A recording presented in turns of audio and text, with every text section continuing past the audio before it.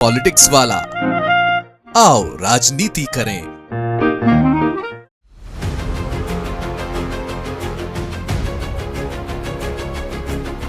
मध्य प्रदेश में भाजपा के सबसे धनी विधायक संजय पाठक पर बीजेपी की चुप्पी सवाल खड़े करती है। बीजेपी अध्यक्ष हेमंत खंडेलवाल भी खामोश हैं, जो उद्दंड मंत्रियों को बुलाकर हद में रहने की हिदायत देते हैं। गुंडई करने वाले विधायकों को बुलाकर हड़काते हैं, कहते हैं कि बर्दाश्त नहीं किया जाएगा।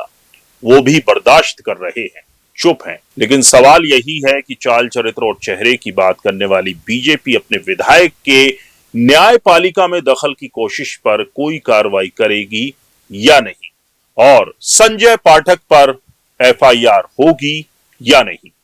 नमस्कार, आप देख रहे हैं पॉलिटिक्स वाला। मैं हूं राशिद अहमद खान। थाने में टीआई, एसपी, कलेक्टर के बाद अब बीजेपी के नेता विधायक अब सीधे जजों को भी फोन लगाने लगे हैं, उनको अपने फेवर में फैसलों के लिए कहने लगे हैं। इसका खुलासा खुद जज साहब ने किया। 1 सितंबर को एक याचिका की सुनवाई से इंकार करते हुए मध्य प्रदेश हाईकोर्ट के जज जस्टिस विशाल मिश्रा ने इसका जिक्र अपने ऑर्डर में ही लिख दिया। दरअसल ये याचिका बीजेपी विधायक संजय पाठक के परिवार से जुड़ी कंपनियों के अवैध खनन पर कार्रवाई के लिए लगाई गई थी। याचिकाकर्ता आशुतोष मनु दीक्षित ने इसके जरिए मांग की थी कि शिकायत के बाद भी पाठक की कंपनियों के खिलाफ कार्रवाई नहीं हो रही है। हालांकि याचिका दायर के कुछ ही दिन बाद खनिज विभाग ने पाठक के परिवार से जुड़ी कंपनियों के खिलाफ 443 करोड़ का जुर्माना लगाया था।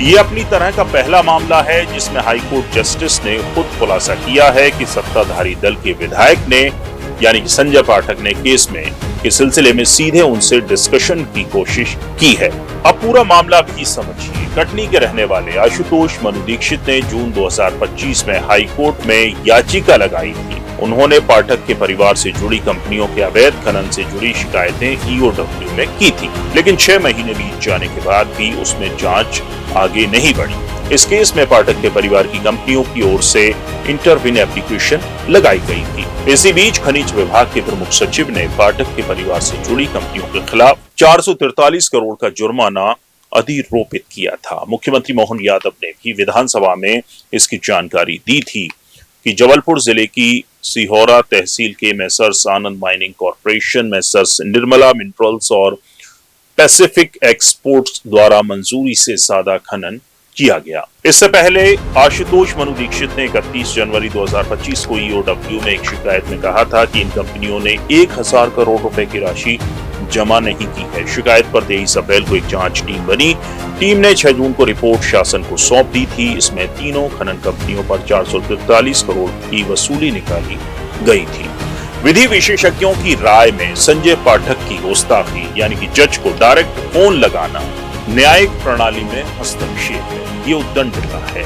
इस गलती के लिए विधायक के खिलाफ एफआईआर दर्ज होनी चाहिए। यदि पाठक के खिलाफ एक्शन नहीं हुआ तो न्यायिक प्रणाली में हस्तक्षेप करने वालों के हौसले बढ़ते जाएंगे। ये आजाद भारत का पहला केस ऐसा है जिसमें जज ने ये कहा कि व्यक्ति ने मुझे प्रभावित करने की कोशिश की। किसने? बीजेपी के विधायक ने। किस केस में? जिसमें लगभग 450 करोड़ रुपए की खनिज पे पेनल्टी है। मैं मानता हूं कि नरेंद्र मोदी एक तरफ तो बात करते हैं स्वच्छ भ्रष्टाचार रहित भारत बनाने की, उनका ही विधायक जिस तरीके से मैनिपुलेशन कर रहा है न्यायपालिका को, ये इससे बड़ा प्रमाण नहीं हो सकता है। क्या नरेंद्र मोदी जी वो कानून 30 दिन का, जिसमें एक मुख्यमंत्री, मंत्री, सांसद जिसको सजा हो जाएगी और जेल में रहेगा तो उसको पद त्यागना पड़ेगा, ऐसा कानून लाने से पहले एक उदाहरण पेश कर सकते हैं? संजय पाठक की सदस्यता निरस्त कर सकते हैं? वैसे संजय पाठक के खिलाफ एक नहीं कई मामले हैं। सहारा की जमीन खरीदी में गड़बड़ी हो या फिर जंगल में आदिवासियों के नाम पर जमीन खरीद कर रिसोर्ट बनाने का प्रकरण।